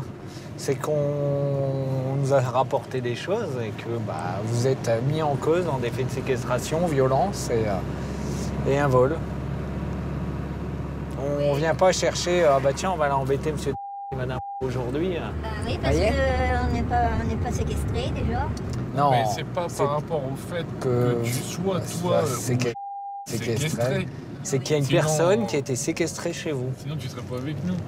Ouais, mais enfin, c'est vraiment des bobards aussi, quand même. La femme nie en bloc toute séquestration. Mais en même temps, elle donne sans le faire exprès des indices sur la violence de son compagnon. Je fais quand même attention à ma tête. Attention à votre tête? Oui, oui. Pourquoi? Parce que quand c'est comme ça, quand il est furax, il tape. Ah. La suspecte serait elle-même victime de son compagnon? Les enquêteurs l'encouragent à se confier. Tu nous raconteras ça après. On en parlera tout à l'heure. Mais il vaut mieux pas qu'il le sache quand même parce que... Non, mais ce que tu vas nous dire aujourd'hui, on n'ira pas lui dire. J'ai envie de dire, s'il y a une journée où tu dois parler, c'est aujourd'hui. D'accord? Arrivé à l'hôpital, Jérémy s'est fait sa petite idée sur le mode de fonctionnement du couple. On va pas avoir besoin de lui tirer les verres du nez, ça confirmait ce que je pensais, qu'elle aussi elle prend des coups. Peut-être le monde se livrait pour elle et puis peut-être que ça la soulagera et puis nous ça fera avancer un peu l'enquête. Un quart d'heure plus tard, le médecin donne les résultats. Aucun problème non plus pour que cette femme subisse un interrogatoire. Son état est compatible avec la garde à vue. C'est un bon point pour la suite. Bonjour à vous. Encore merci.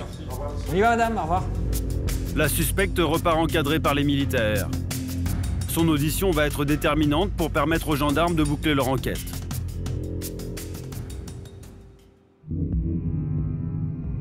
Au même moment, à la brigade, l'avocate du suspect arrive. L'audition s'annonce compliquée. L'homme se montre angoissé. Passe-toi là où tu étais, s'il te plaît. Bon, maître. Bonjour, vous allez bien? Ça va et vous?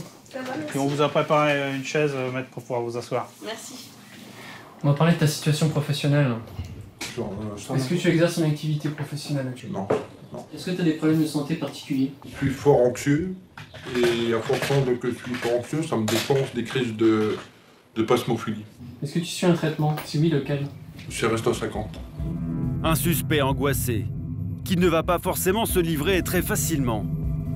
Les gendarmes vont devoir faire preuve de psychologie pour le faire parler. À quelques mètres de là, en revanche, comme prévu par les enquêteurs, la femme, elle, parle beaucoup. Tu viens parler que tu as été victime de violence? Lui, il m'en donne, pas de problème. C'est pour ça que j'ai des bosses un peu partout à chaque fois. La dernière fois, il m'a tapé sur la tronche comme ça, il se rend même pas compte de sa force qu'il a. Une fois, j'ai voulu me barrer. Il a refermé la porte vite fait et puis... Il est comme ça, lui. La femme évoque des violences conjugales. Et surtout, ce qui intéresse le plus les gendarmes, elle affirme que le suspect la séquestre de temps en temps. Quand tu dis qu'il m'enferme la porte aussi sec, c'est-à-dire qu'il t'empêche de sortir. Ah bah oui, quand j'ouvre la clé, hop, il embarque la clé. En attendant, après, il sait très bien que je peux pas sortir. Donc après, il me coince dans un coin et puis il me tape sur la gueule. Jérémy entre au bon moment. Tu veux que je te remplace? Dans un premier temps, derrière des questions anodines, les gendarmes tentent de savoir si Thérèse, la veuve qui dit avoir été séquestrée par le couple, a bel et bien été volée. Elle a été hébergée pendant au moins un mois, Ouais. ce que tu me dis. Donc elle mangeait là-bas, elle utilisait la salle de bain, et en contrepartie, elle donnait quoi? Bah, elle avait son argent. Oui, elle avait son argent, mais Alors elle prenait par rapport à son argent. elle lui donnait de l'argent alors? Non. Mais quand c'est comme ça, il y a des moments où c'est qui rachetait de l'alimentation en même temps que nous. La compagne du suspect est formelle.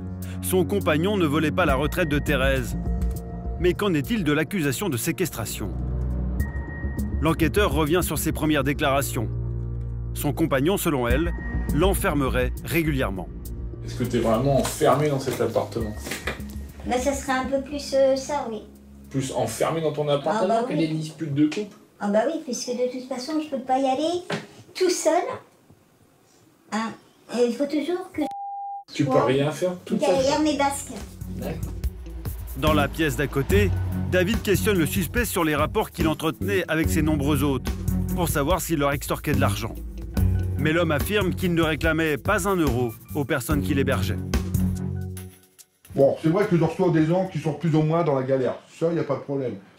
Mais bon, c'est vrai que tous les gens que j'ai hébergés, ils m'ont, poliment, ils m'ont jamais fait du mal. D'accord. C'est vrai que cette dame-là, bon, je sais de qui que je vais parler, il n'y a pas de problème. Elle restait pendant un mois, c'est moi, à manger. Bon, elle avait ses 40 euros. Forcez pas qu'elle a cette sœur. Elle avait ses 40 euros, parce qu'elle nous donnait 40 euros, et puis voilà. Elle a acheté des courses, moi j'ai acheté des courses, voilà. L'homme nie farouchement. Il n'a jamais volé personne, ni séquestré quiconque. David change alors de tactique et hausse le ton. Tu as bien compris le motif pour lequel je t'ai passé en garde à vue ce matin. Ouais. Séquestration, Voilà. vol aggravé, violence aggravée. Voilà. Qu'est-ce que tu as à me dire concernant et ses infractions? Il n'y a pas de problème de reconnaître de l'avoir enfermé chez moi, parce que je l'avais pris pour plusieurs reprises pour aller en cours, et elle marchait comme ça. Puis hop. Alors moi j'ai dit, mais tu te rends pas compte, tu viens avec nous, à chaque fois tu tombes. Si tu fais comme ça à chaque fois que nous on va en course, c'est pas possible, tu tombes devant les gens. Le suspect avance une explication peu crédible. Il aurait séquestré Thérèse pour son bien. Si je résume, en gros, tu es enfermé chez toi pour la protéger. Bah pour la protéger, pour éviter qu'elle tombe, déjà, oui. Ouais, c'est ce que tu veux Voilà, dire. T'es bien d'accord avec moi qu'elle était pas d'accord pour ça? Je suis d'accord avec vous, mon adjudant. Je t'ai passé en garde à vue pour séquestration, tu me dis oui, je l'ai enfermé. Ouais, ok. Mais moi j'ai aussi des problèmes de violence et de vol. Ouais. Bah moi je vais dire franchement, mon adjudant, j'ai jamais volé son argent. Ouais. Et comme je dis franchement, je l'ai jamais frappé. Pas un mot sur des vols ou sur des violences.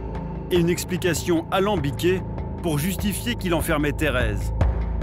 L'audition part mal. David est persuadé que le suspect prend des libertés avec la vérité. L'audition est suspendue. Les enquêteurs espèrent qu'un passage en cellule le fera réfléchir et changer d'attitude. On va faire une pause et puis on va reprendre cet après-midi. Mettre des observations. Non, pas d'observation et pas de questions. Est-ce que vous souhaitez revenir sur déclaration? Est-ce que vous les maintenez? Pour l'audition, il n'y a pas de problème. Si le suspect ne reconnaît aucune violence, ce n'est pas le point de vue de sa compagne. Elle garde un souvenir précis du passage de Thérèse au domicile du couple. Elle est restée combien de temps? C'était quand? Je ne veux pas dire de conneries, mais ça doit être 3 semaines, un mois qu'elle était ici. Où est-ce qu'elle dormait? Parce qu'elle habitait chez Elle dormait dans la cuisine, sur des coussins, avec une couverture. La veuve de 64 ans dormait bien par terre dans la cuisine et la suspecte va faire d'autres révélations. Mais ce qu'il y a, c'est que lui, qu'est-ce qu'il s'est mis à faire, c'est à lui pincer les jambes. D'accord. Il le faisait exprès? Ouais. Il s'amusait à lui pincer les jambes. Ah oui, lui pincer le cul. Et c'est vrai que la dernière fois, quand je l'ai vue, elle avait des bleus partout ici. Partout ici.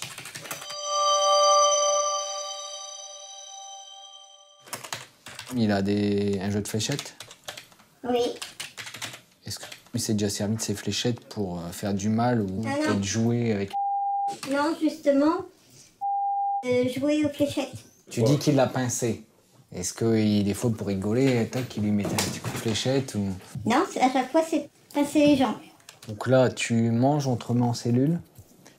Et puis, on va entendre cet après-midi. On a encore plein de questions à te poser. Après, essaie de te remémorer un petit peu ce qui s'est passé, être le plus précis possible. Il manque des choses encore dans ce que tu nous racontes. Les gendarmes marquent une pause. Ils n'ont qu'une journée pour faire parler le suspect et il reste encore de nombreux points à éclaircir. C'est chaud, hein. Faites du sport, hein, je crois. Pour le moment, en effet, l'homme refuse de reconnaître la moindre infraction. Mais les enquêteurs ont du mal à le croire. Oui, il me raconte sa belle histoire. C'est le bon samaritain. Il dit que il est gentil, il recueille les gens qui ont des difficultés et puis il les aide. Sauf que les gens qui l'accueillent, il connaît exactement les revenus qu'ils ont, quoi. Tu gagnes combien, toi? Je peux peut-être t'héberger quelques jours. Je t'offre le gîte, tu m'offres le couvert.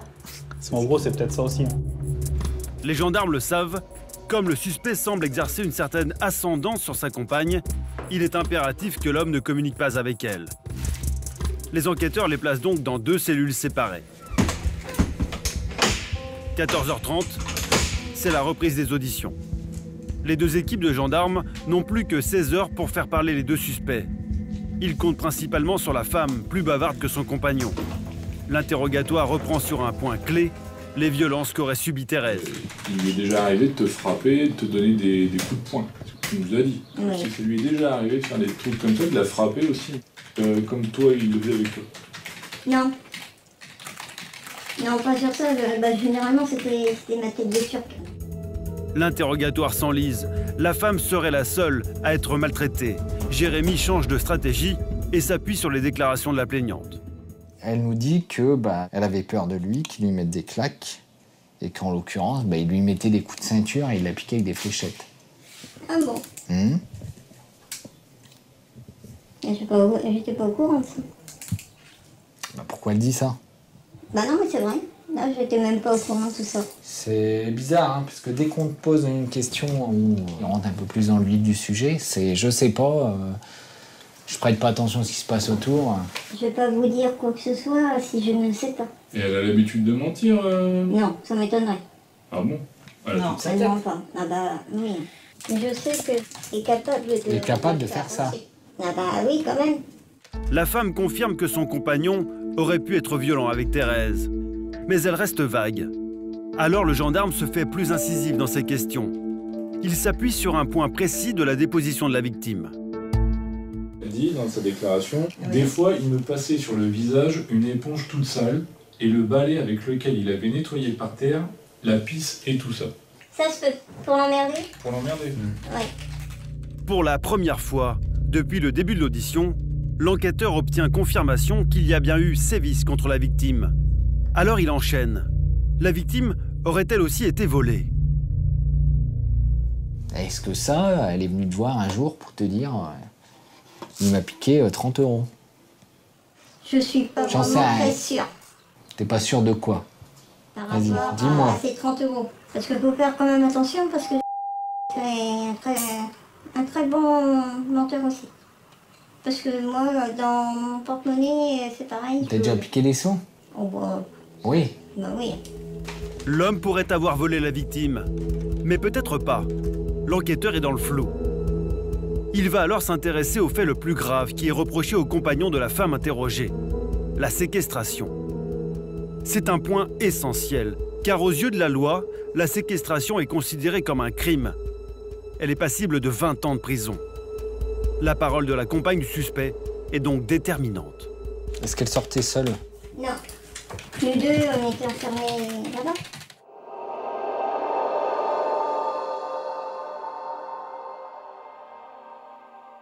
Qu'est-ce que t'entends par on était enfermés là-bas? On était enfermés dans l'appartement. De toute façon, il n'y a plus de clé. C'est ses clés, c'est son appartement. D'après la femme, le suspect les aurait donc bien enfermés, elle et Thérèse. C'est un grand bond en avant pour l'enquête. Pourtant, les gendarmes ne sont pas totalement satisfaits, car les 2 versions des suspects ne coïncident pas tout à fait avec la plainte de Thérèse. Celle-ci a en effet avancé des détails que la femme ne confirme pas. Les ceintures, les fléchettes, on oublie. Ça, elle l'a jamais vu. Et elle l'a jamais vu en train de voler 30 €. D'accord. Pour la 3e fois depuis le début de l'enquête, les gendarmes doutent. Et si Thérèse, la victime, avait exagéré? On est maigre. Hein? On est maigre là. Ah, on est maigre. Lui dit que des fois elle pissait dans des seaux, dans des casseroles, ou cachée dans les casseroles. On parle pas de ça. Toute la difficulté pour les gendarmes, c'est de se faire une idée claire de ce qui s'est réellement passé dans cet appartement. Ils avancent pour cela une nouvelle hypothèse. Peut-être que dans les faits qu'elle raconte, il y en a une partie qui est vraie et qu'elle veut se venger d'une situation. Moi, ouais, on en est peut-être plus là-dedans, dire bah, je vais ajouter un petit peu parce que je veux me venger. Quoi. Oui, bah, moi, c'est le sentiment que j'aurais aussi. Le fait de dire, bon bah voilà, ils sont venus me chercher de force à la gare, là, ça c'est fou. C'est pipeau. Ça c'est du pipeau. Pourquoi elle raconte ça?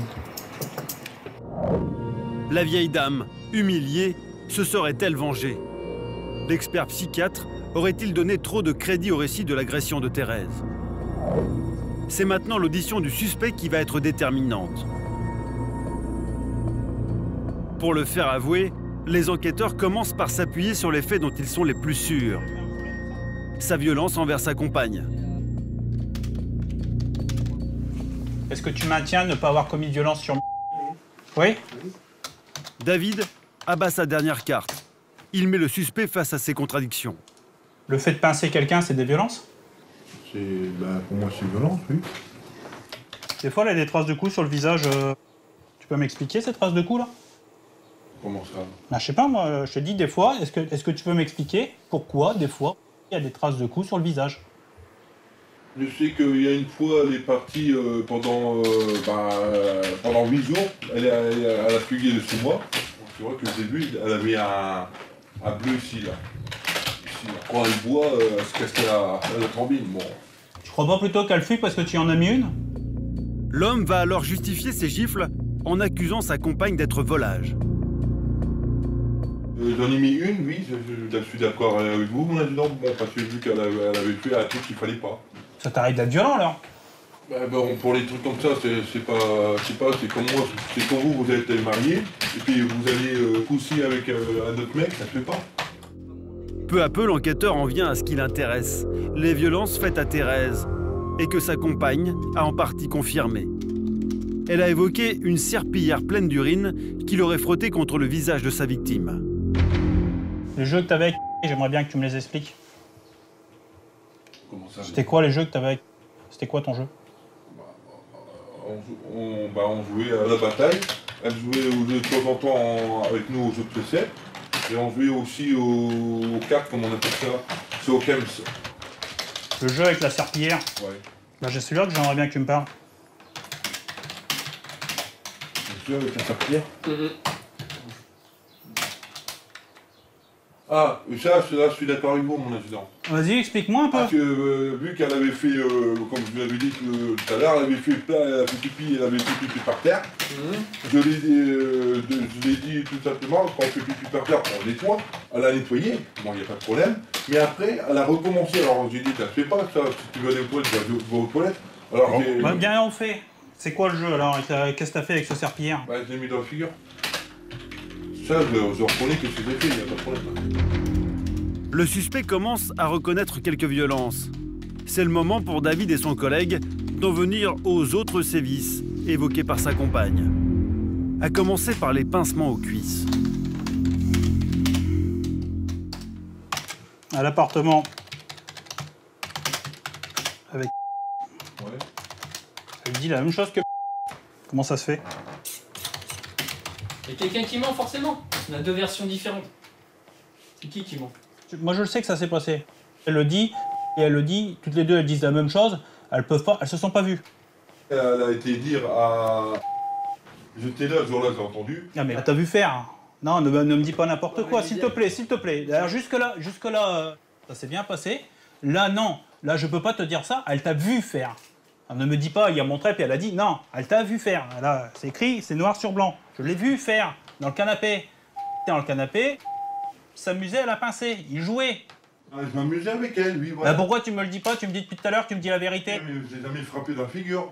Est-ce que je t'ai demandé si tu l'avais frappé? Tout à l'heure, je t'ai demandé si pincer c'était des violences, tu m'as dit oui. Bah, Donc tu me mens. Tu me mens alors là. Quand je te demande si tu as commis des violences, tu me dis non. Et je te demande si tu l'as pincé. Pour t'amuser, tu me dis oui, alors que juste avant, tu m'as dit oui, c'est des violences pincées. Est-ce que tu l'as pincé dans le canapé? 2 fois, oui. David le sent, il a pris l'ascendant dans l'interrogatoire. Le suspect est en train de craquer. Et la cible, c'est quoi? Des fois, je m'amusais aussi des fois avec... Quand on était sur le fauteuil, de prendre les fléchettes et je les comme ça. Moi, je comprends pas, là. Quand on était ici, je prenais la fléchette puis je mettais ici. D'accord, tu lui balançais les fléchettes. Voilà. Les fléchettes, tu les envoyais où?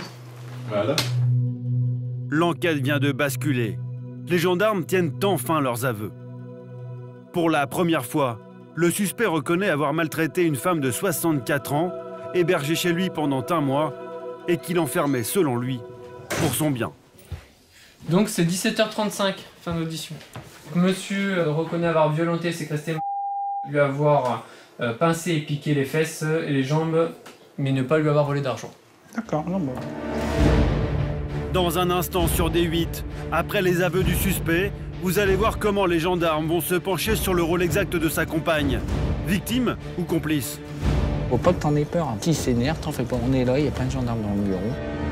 L'homme accusé d'avoir maltraité une retraitée de 64 ans ira-t-il jusqu'au bout de son interrogatoire? Les fléchettes, tu les envoyais où? Voilà.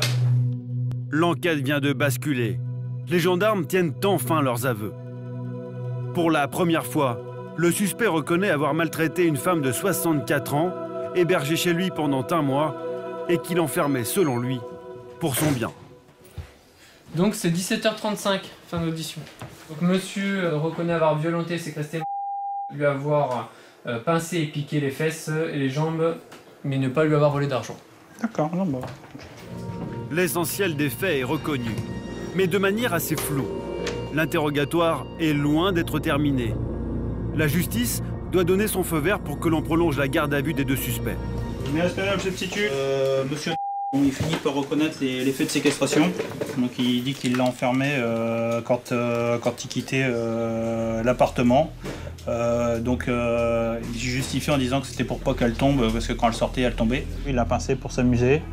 Il l'a piqué avec des fléchettes pour s'amuser. Il reconnaît aussi qu'il est violent avec sa concubine. Qu'est-ce qu'il nous reste à faire? On a l'expertise psy. Voilà, on a l'expertise psy dans 10 minutes. Les gendarmes attendent de pied ferme l'expert psychiatre. Car depuis le début des interrogatoires, ils se demandent s'ils n'ont pas fait fausse route. Et si la femme, si bavarde, mentait. Quel est son rôle exact? Simple victime elle aussi? Ou bien complice tortionnaire? Ou pire encore, cerveau de la séquestration qui accuse son concubin pour se dédouaner? Les enquêteurs, une nouvelle fois, font appel au savoir-faire du psychiatre pour les éclairer. C'est bon? C'est bon. Allez. La suspecte doit répondre aux questions du spécialiste afin que les enquêteurs puissent savoir si, comme ils le pensent, la femme a bien le profil d'une compagne soumise et non celui d'une manipulatrice. C'est parti pour 1 heure. Cet entretien doit aussi permettre de déterminer son degré de responsabilité dans les violences et la séquestration. Je vais vous remettre en cellule. Allez-y. C'est maintenant aux spécialistes de se prononcer sur la personnalité de la femme. Elle n'est pas capable de dénoncer pour elle-même, une ambivalence permanente. Alors elle se plaint pas, mais il faut lui faire dire, parce que se plaint pas, parce que sinon il y aurait capable de l'enfermer, commence pas avec le gendarme, etc. Bon bah parfait, c'est ce qui nous intéresse. C'était ça le plus important. Le diagnostic du psychiatre confirme l'intuition des enquêteurs. La femme ne ment pas. Elle ne serait qu'une marionnette aux ordres de son compagnon violent.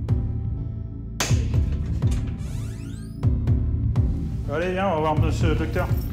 C'est maintenant au tour de l'homme d'aller voir le médecin. Un enjeu capital, car le suspect a avoué une séquestration. Il risque donc 20 ans de prison. À moins que le psychiatre ne le déclare irresponsable, autrement dit, fou. L'homme serait alors interné et pas emprisonné.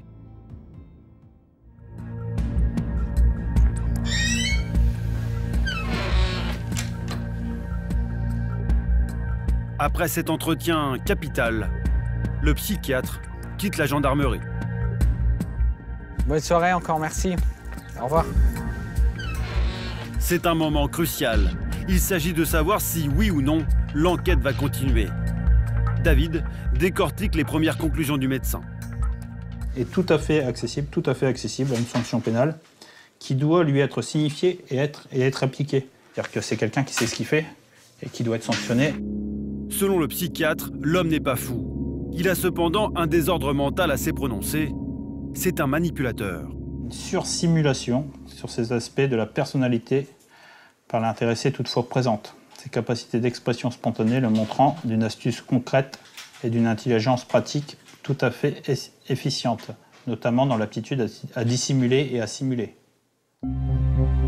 Les gendarmes ont levé la garde à vue de la compagne du suspect. Alors que pour la femme, les choses s'arrangent, pour l'homme, l'avenir s'annonce très sombre.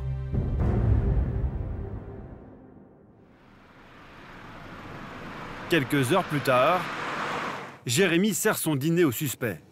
Tout semble normal. Bon, il est bon le chicken carnet. Mais soudain, le suspect ressent une gêne.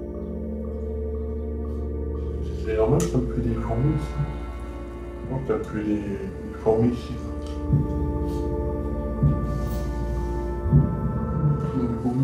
Vas-y, c'est là la poubelle. Calme-toi, calme-toi. Calme-toi. Je suis pas là en train de faire une crise de je sais pas quoi. Oh. Alerté par le bruit, David arrive à la rescousse. On va s'allonger? Tu m'entends? Que s'est-il passé? Tentative de suicide? Malaise dû au stress? Intoxication? Très vite, les gendarmes allongent le suspect pour l'aider à respirer. Oh, à moi la main. Attends, tu veux que je fasse le 18? Ça va aller? Le stress gagne les enquêteurs. Le suspect est en pleine crise de spasmophilie. Jérémy alerte les secours. Oui, bonsoir, la gendarmerie de Choisy-au-Bac. On a besoin de vos services au niveau de la caserne pour un individu qui est en garde à vue, qui est en train de nous faire un malaise. Tu m'écoutes? Oh! Hey!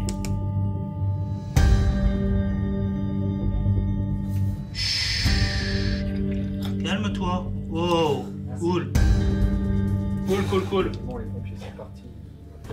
Là, les pompiers. Tu m'entends?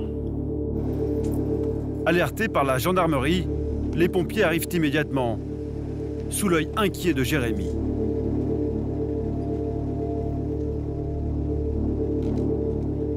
L'homme est toujours à terre, il tremble. Assez vite, il retrouve l'usage de ses jambes. Il peut être évacué.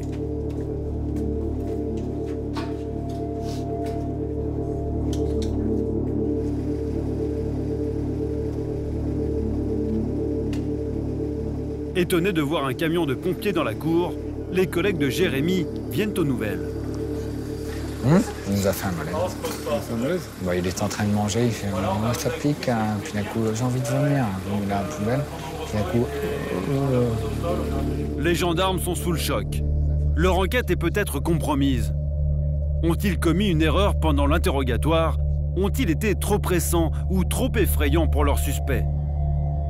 Ils ne le savent pas encore, mais ils ne sont pas au bout de leur surprise. Tout était crispé, ses bras et tout. Tu vois? Hein? Tu vois? Ah oui. Les pompiers prennent les enquêteurs à part. Ils veulent leur livrer une information stupéfiante. Ce monsieur, donc, c'est un simulateur connu. D'accord. Il simule beaucoup de malaise. Je veux dire, voilà. Donc moi, je m'appelle Samu 60, puis on va le diriger sur le centre hospitalier. Les gendarmes et les secours repartent rassurés. Les pompiers ont l'air de dire qu'ils le connaissent comme étant simulateur presque professionnel, j'ai envie de dire. Donc il était sur leur secteur avant, donc ils le connaissent bien. Ils l'ont fait à plusieurs reprises pour des simulations de malaise diverses. Mais comme les gendarmes ne veulent prendre aucun risque, ils laissent les secours transférer à l'hôpital celui qui, pour certains, fait figure de malade imaginaire. Pour nous, il est libre, levée de garde à vue. Ok, on peut l'emmener là-dessus. On peut l'emmener aussi. On peut l'emmener, il n'y a pas de souci. Bon, on roule, on l'emmène. Bon courage. Bon courage.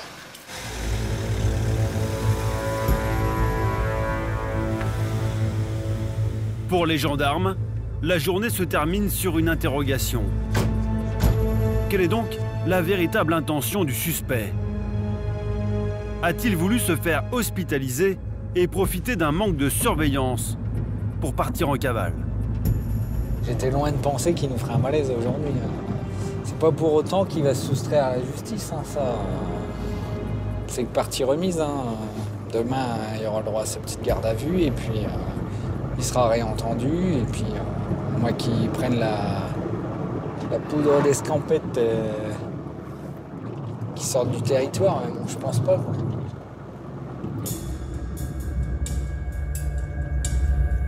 Pour David, il est impératif que le suspect ne leur file pas entre les doigts.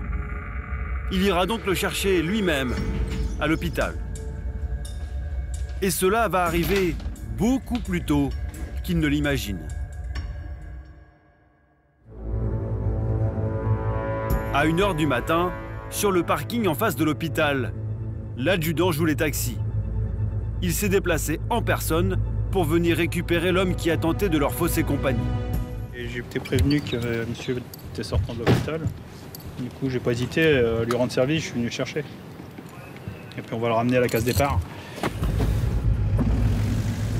Le suspect, encadré par les gendarmes, revient à son point de départ. Il n'avait aucune raison de rester hospitalisé. Selon le médecin, il se porte comme un charme. Ouais, je pense qu'il pensait rester à l'hôpital et que le Toubi va pas marcher dans la combine, quoi. C'est qu'il est pas dans un état... Parce que moi, c'est la question que j'ai posée là-bas à l'hôpital. Il est sortant. C'est que son état de santé est satisfaisant. Donc c'était possible. Peut-être, peut-être pas. Enfin, si c'était un malaise, c'était quoi?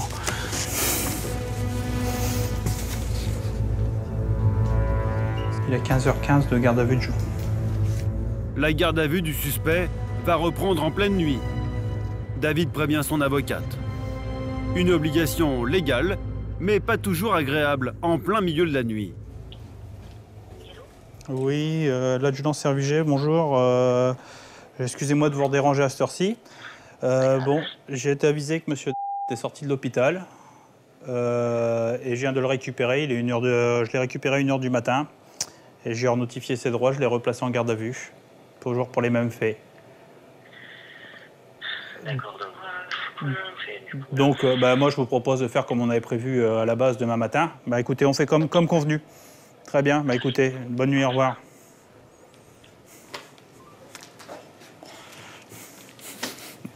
Bon, enfin. Bon, c'est bon pour l'avocate. Vas-y. Le suspect va passer sa première nuit en cellule. Il est 2h du matin. Bon, écoute, essaye de bien dormir. À demain. Au revoir. Le lendemain, une nouvelle épreuve attend le suspect. Les gendarmes vont le confronter à celle qui connaît tout de lui, sa compagne. Bonne nuit.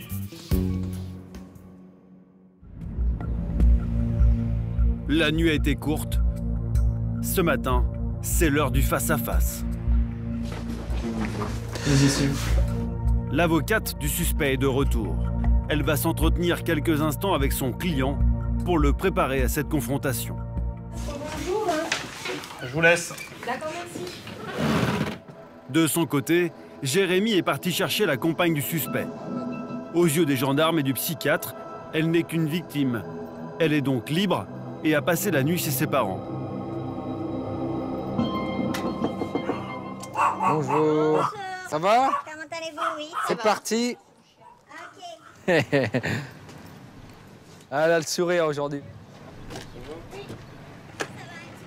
Ça va mieux? On va revenir sur des petites choses que t'as dit hier. Pas de problème?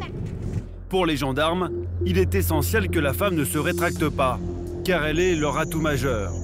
Son témoignage est déterminant pour la mise en examen du suspect. Il faut que tu continues comme hier, tu nous dis ce qui s'est passé, la vérité, et puis tant pis, il assumera ce qu'il a fait. D'accord. Tu vois? Il faut pas que t'en aies peur pour la confrontation, surtout. Ah, parce Et même s'il s'énerve, t'en fais pas. On est là, il y a plein de gendarmes dans le bureau. On va vite le calmer. Les gendarmes sont rassurés. Celle qui fait figure de témoin à charge ne va pas les lâcher. Alors, est-ce que vous maintenez vos précédentes déclarations? Oui. Tu nous as déclaré que te frappait régulièrement. Moi? Est-ce que tu maintiens tes déclarations? Oui. Ah oui, parce que je voudrais pas dire. C'est vrai qu'il a une force pas possible, lui. Est-ce que c'est vrai, ça? Que tu frappes régulièrement? Pas toujours quand même, pas toujours. Ah, pas toujours, mais c'est très souvent. Des coups de poing dans la figure. Tu t'en rappelles, ça? Tu t'en es mis un, oui, tu t'en es mis un coup de poing. Le suspect a du mal à reconnaître sa propre violence vis-à-vis de sa compagne. Mais pour les enquêteurs, ce n'est pas le sujet principal. Il s'agit seulement d'une mise en condition pour arriver au cœur de leur affaire. La séquestration présumée d'une personne vulnérable, Thérèse, 64 ans, sous tutelle. Est-ce que tu savais qu'elle était vulnérable par son état physique, par son état mental? Donc, lorsqu'elle était chez toi, est-ce que tu savais qu'elle était vulnérable? Oui, tu le savais, ça. Les gendarmes ont marqué un point. L'homme reconnaît la faiblesse de sa victime. Reste la délicate question de la séquestration. Elle a été enfermée combien de fois par...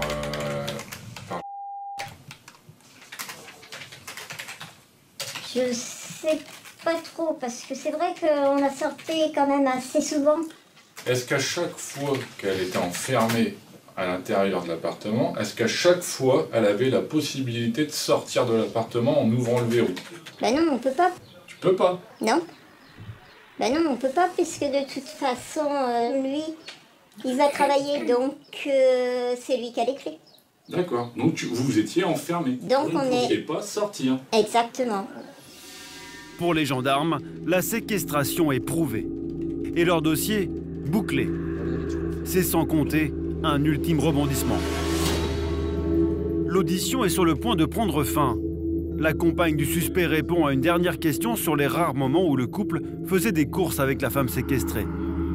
Et c'est alors qu'elle va livrer une information inattendue. Elle évoque au détour d'une phrase un détail en apparence anodin, mais qui fait tout basculer. Elle explique que lorsqu'ils partaient tous les trois faire des courses, le couple laissait souvent Thérèse les attendre à la poste, parce qu'elle était trop fatiguée. Puis c'est vrai que quand on allait en course, après, bon, bah, pour descendre, ça descend vite. Ça nous attendait même. Mais pour remonter, c'était un petit peu tragique, parce qu'elle avait du mal à monter. C'est pour ça qu'elle attendait à la poste. D'accord. On va mettre fin à l'audition. Mettre des remarques, des observations, des questions. Les gendarmes ne s'y attendent pas. Mais l'avocate va alors soulever une question primordiale dans cette affaire. Donc madame, vous avez dit tout à l'heure que quand elle venait avec vous à la poste pour retirer l'argent, elle restait seule et elle vous attendait à la poste. Donc elle pouvait partir. À ce moment-là, elle n'était pas obligée de vous attendre, elle aurait très bien pu partir seule à ce moment-là. L'avocate a réussi un grand coup. Elle vient de démontrer que Thérèse n'était pas toujours sous la contrainte, qu'elle était parfois libre de ses mouvements. Elle aurait donc pu s'enfuir. L'accusation de séquestration ne tient plus. J'ai pas d'autres questions. J'imagine. Mais c'est vrai que des fois, elle était... C'est fini, monsieur. Le suspect n'a pas compris. Pourtant, son avocate vient de le tirer d'affaire. L'accusation la plus grave du dossier, la séquestration, ne tient plus. Les gendarmes doivent maintenant terminer l'enquête et présenter leurs conclusions à la justice. Jérémy rappelle donc la substitut du procureur. Violence habituelle sur personne vulnérable. Bon, bah, à tout à l'heure, merci, au revoir. C'est donc toute une partie de l'enquête qui a disparu. Les enquêteurs doivent requalifier les faits. Donc au niveau infraction, la séquestration, ça ne tient plus forcément. Le vol non plus. Et là, on part sur les violences habituelles sur personnes vulnérables, ce que tu disais tout à l'heure. Le suspect ne sera plus poursuivi pour un crime, la séquestration, mais pour un délit, violence sur personne vulnérable. Quant à sa compagne, elle ne sera pas poursuivie. Tu viens, on y va ? Pour les gendarmes, le travail s'arrête là. La justice va prendre le relais.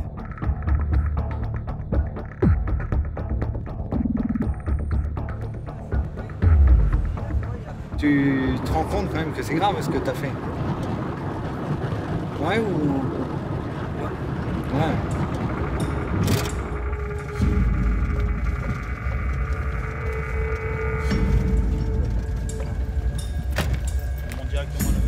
Une heure plus tard, devant le palais de justice, le suspect ressort libre. Il a reconnu certains faits. Le magistrat en a tenu compte.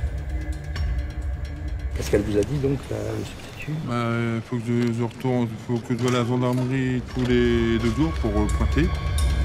Le suspect est placé sous contrôle judiciaire en attendant son jugement qui aura lieu dans quelques mois. Je crois que vous allez être incarcéré, mais bon voilà, moi je suis un peu plus fort que elle. Elle c'est une personne âgée, puis moi je suis un homme. Ils ont tout compris que j'avais fait ça pour m'amuser. L'épilogue d'une enquête qui aura duré 3 mois. Le suspect risque 5 ans d'emprisonnement et une amende de 75 000 € pour violence sur personne vulnérable.